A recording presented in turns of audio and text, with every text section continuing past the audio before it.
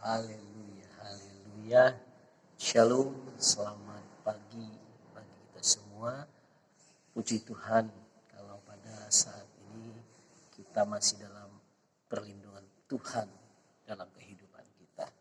Bersyukur buat apa yang Tuhan kerjakan, khususnya mulai dari pagi hari ini nanti sampai kepada matahari terbenam.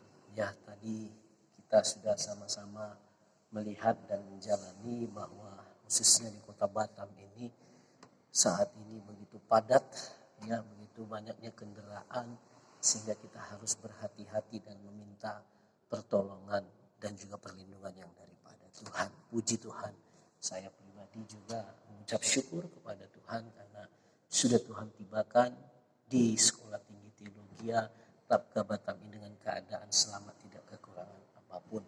Luar biasa Tuhan kita itu. Salam sehat bagi kita. Baik Bapak Ibu Saudara yang dikasih Tuhan, saya menyapa saudara melalui media ini dan saya percaya bahwa kita tahu Tuhan itu baik dalam kehidupan kita. Saya ingin berbagi firman Tuhan kepada kita semua. Itu pada saat ini saya ingin berbagi tentang firman Tuhan yang menjelaskan bagaimana kehidupan kita yang senantiasa di dalam perlindungan Tuhan. Renungan saya berikan judul singkat ini yaitu berlindung kepada Tuhan. Yang pasti kita sama-sama mengetahui ayat yang begitu kita imani atau kita aminkan, kita melihatnya dari kitab Mazmur, yaitu Mazmur 91 ayat yang pertama sampai ayat yang ke-16. Tapi karena ini renungan singkat, saudara yang dikasih Tuhan, saya tidak membacakan semua, tapi saya hanya membacakan sebagian dari kebenaran firman Tuhan ini. Baik, mari sama-sama kita melihat firman Tuhan yang tertulis dalam Mazmur 91 ayat 1 sampai ke-16, di mana di sini berbicara tentang perikopnya berkata dalam lindungan Tuhan.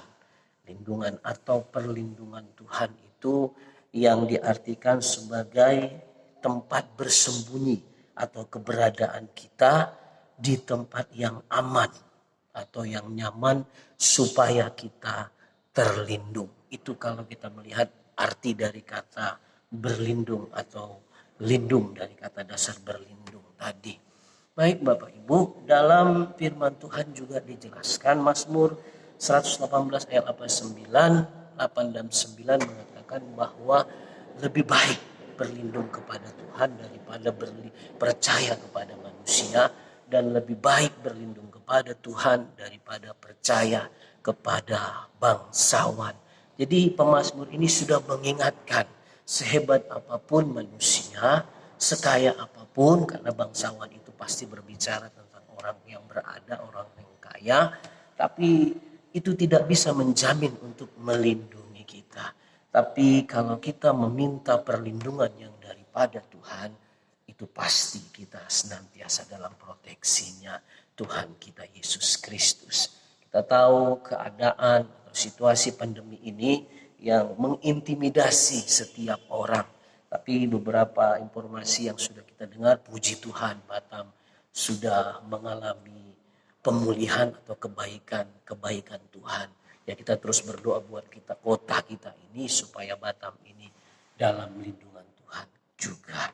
Baik Bapak Ibu, saya mencoba melihat dan ingin men-sharekan, berbagi kepada kita semua. Ada beberapa poin ayat demi ayat yang akan saya sampaikan pada saat ini yang berbicara tentang orang yang seperti apa yang Tuhan lindungin. Orang yang bagaimana yang Tuhan lindungin.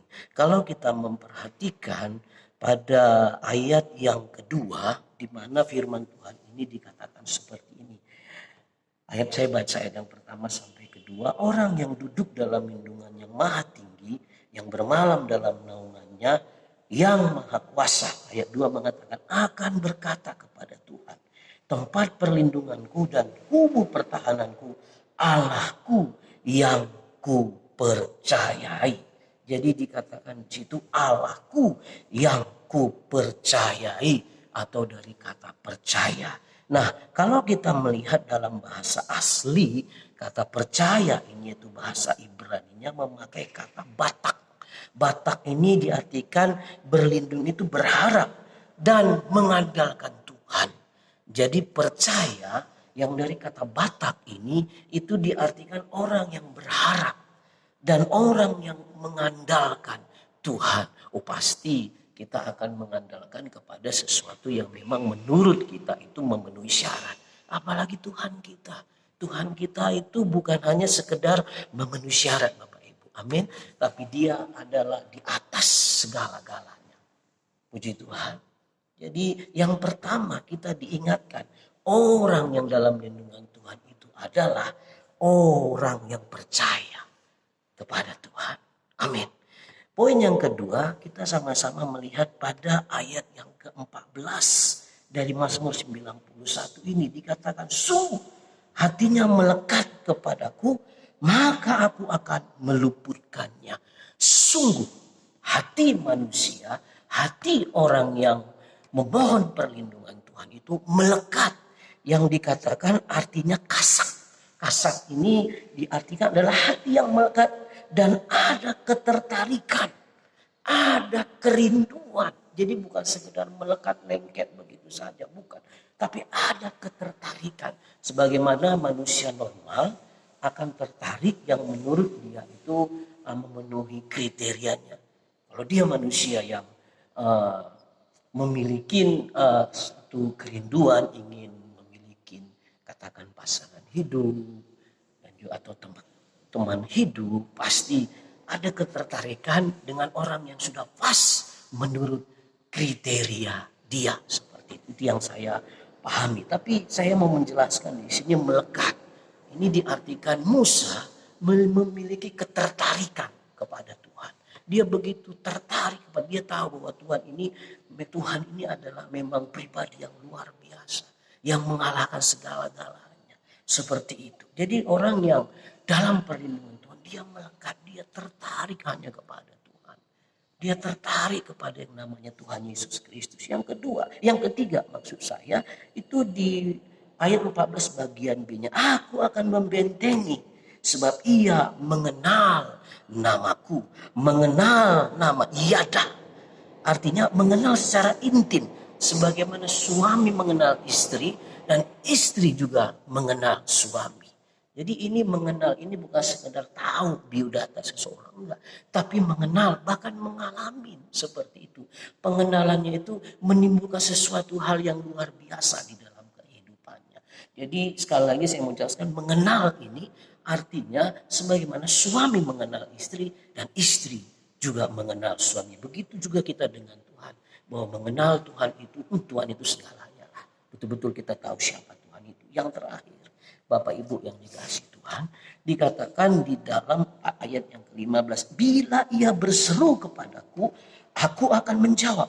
Aku akan menyertai dia dalam kesesakan. Aku akan meluputkannya dan memuliakannya. Saya mengambil kata berseru yang gara. Dalam bahasa Ibrani memakai kata gara yang diartikan memanggil. Memanggil datang. Jadi kalau kita memanggil belum datang, pasti kita panggil terus. Itu yang dimaksud. Kita terus memanggil sampai datang. Kita terus memanggil supaya Tuhan menjawab doa-doa kita sampai doa itu terjawab. Amin.